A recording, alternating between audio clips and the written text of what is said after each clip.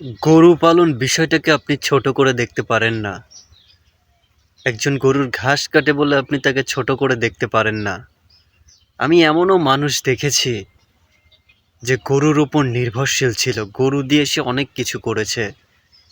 আমার নিজের গ্রামে আছে, নিজের হাতে প্রমাণ আছে।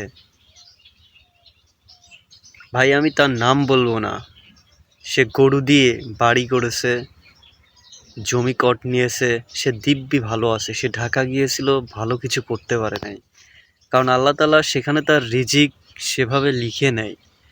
তার রিজিক এই কৃষিতে, গরুতে লিখে রাখছে যে সে এখান থেকে আয় রোজগার করবে। ভাই, কাউকে ছোট করে দেখতে নেই। সেই মানুষটা, তার মা তাকে একটি গরু দিয়েছিল, সেই একটি গরু থেকে সে 10 বছরে এত কিছু করেছে। হয়তো আপনার কাছে সামান্য কিছু মনে হতে পারে, কিন্তু তার কাছে এটা বিশাল কিছু। 5 লক্ষ টাকা দিয়ে ঘর করছে, তারপরে জমি কট নিছে। এ তো অনেক অনেক কিছু। তো কাউকে অবহেলা করতে নেই। আজ সে একটি দিয়ে শুরু করেছে, একদিন বিন্দু বিন্দু করে অনেক কিছু হতে পারে। তো মানুষের কথায় কান দিয়ে লাভ নেই। সমাজ কি বলবে, সমাজ কি ভাববে, এটা ভাবতে ভাবতেই আমাদের জীবনটা শেষ হয়ে যায়। আসলে সমাজের রীতিনীতি ফলো করলে সামনে আগানো যাবে না।